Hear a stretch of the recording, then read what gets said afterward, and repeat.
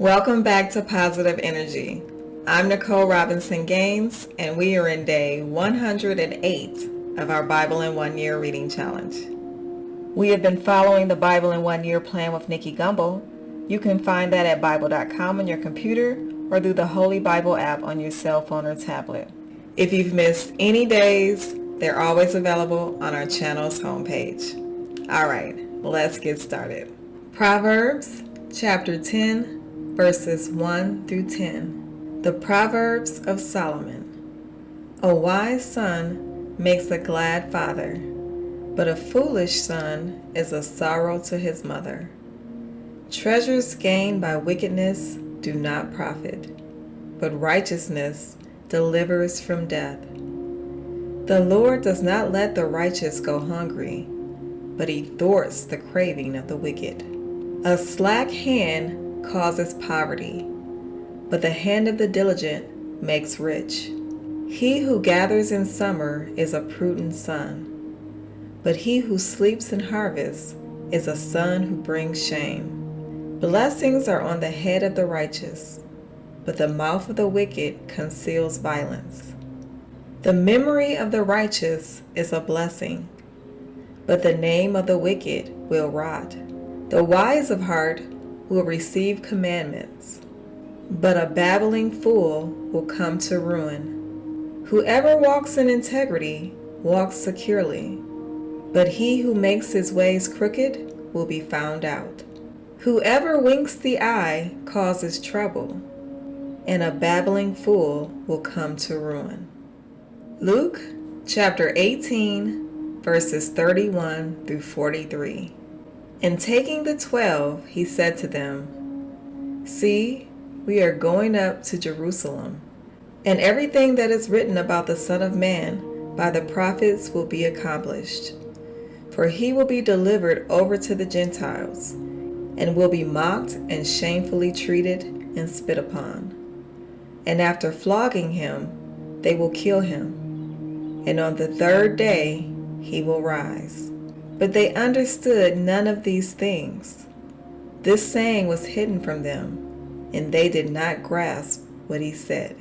As he drew near to Jericho, a blind man was sitting by the roadside begging, and hearing a crowd going by, he inquired what this meant. They told him, "Jesus of Nazareth is passing by." And he cried out, "Jesus, Son of David, have mercy on me." And those who were in front rebuked him, telling him to be silent. But he cried out all the more, "Son of David, have mercy on me." And Jesus stopped and commanded him to be brought to him. And when he came near, he asked him, "What do you want me to do for you?" He said, "Lord, let me recover my sight." And Jesus said to him, "Recover your sight. Your faith has made you well." And immediately he recovered his sight and followed him, glorifying God. And all the people, when they saw it, gave praise to God.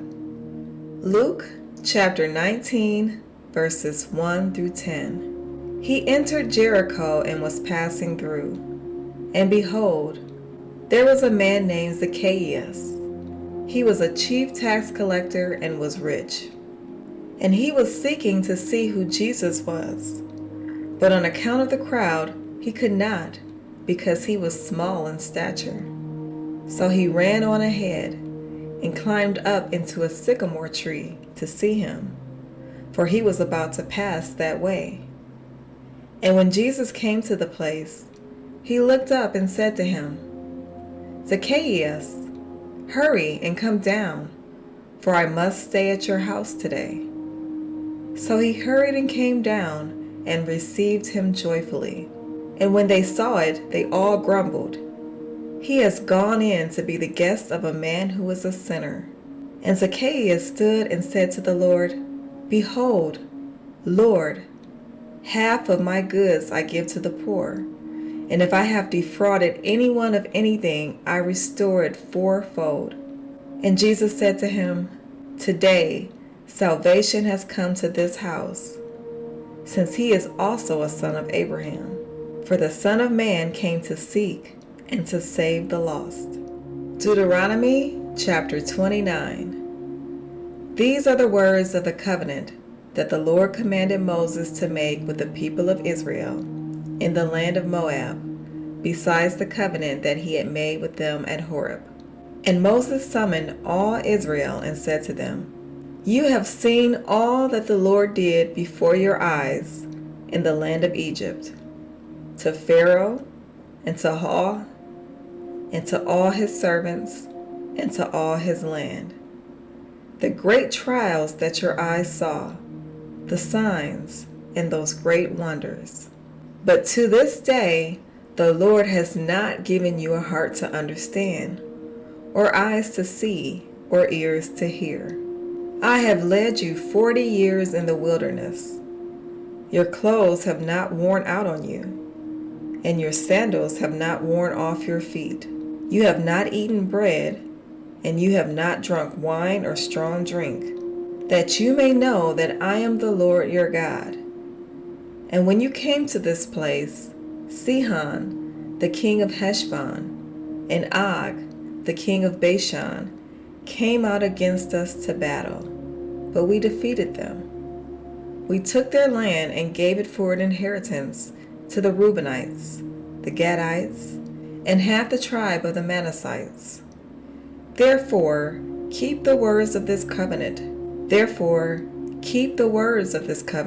And do them, that you may prosper in all that you do. You are standing today, all of you, before the Lord your God, the head of your tribes, your elders and your officers, all the men of Israel, your little ones, your wives, and the sojourner who is in your camp, from the one who chops your wood to the one who draws your water, so that you may enter into the sworn covenant of the Lord your God, which the Lord your God is making with you today, that he may establish you today as his people, and that he may be your God, as he promised you, and as he swore to your fathers, to Abraham, to Isaac, and to Jacob. It is not with you alone that I am making this sworn covenant, but with whoever is standing here with us today before the Lord our God, and with whoever is not here with us today. You know how we lived in the land of Egypt, and how we came through the midst of the nations through which you passed. And you have seen their detestable things, their idols of wood and stone, of silver and gold, which were among them. Beware, lest there be among you a man or woman or clan or tribe, whose heart is turning away today from the Lord our God, to go and serve the gods of those nations. Beware, lest there be among you a root bearing poisonous and bitter fruit, one who, when he hears the words of this sworn covenant, blesses himself in his heart, saying, I shall be safe, though I walk in the stubbornness of my heart. This will lead to the sweeping away of moist and dry alike. The Lord will not be willing to forgive him, but rather the anger of the Lord and his jealousy will smoke against that man. And the curses written in this book will settle upon him, and the Lord will blot out his name from under heaven, and the Lord will single him out from all the tribes of Israel for calamity, in accordance with all the curses of the covenant written in this book of the law.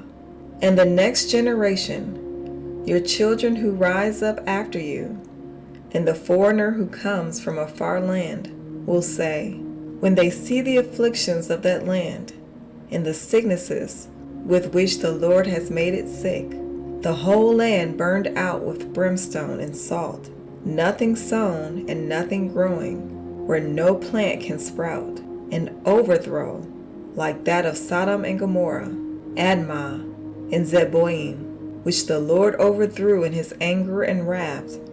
All the nations will say, why has the Lord done thus to this land? What caused the heat of his great anger? Then people will say, it is because they abandoned the covenant of the Lord, the God of their fathers, which he made with them when he brought them out of the land of Egypt, and went and served other gods and worshipped them, gods whom they had not known and whom he had not allotted to them. Therefore the anger of the Lord was kindled against this land, bringing upon it all the curses written in this book. And the Lord uprooted them from their land in anger and fury and great wrath, and cast them into another land, as they are to this day. The secret things belong to the Lord our God, but the things that are revealed belong to us and to our children forever, that we may do all the words of this law.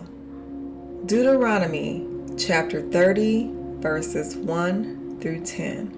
And when all these things come upon you, the blessing and the curse, which I have set before you, and you call them to mind among all the nations where the Lord your God has driven you, and return to the Lord your God, you and your children, and obey his voice in all that I command you today, with all your heart and with all your soul, then the Lord your God will restore your fortunes and have mercy on you, and he will gather you again from all the peoples where the Lord your God has scattered you.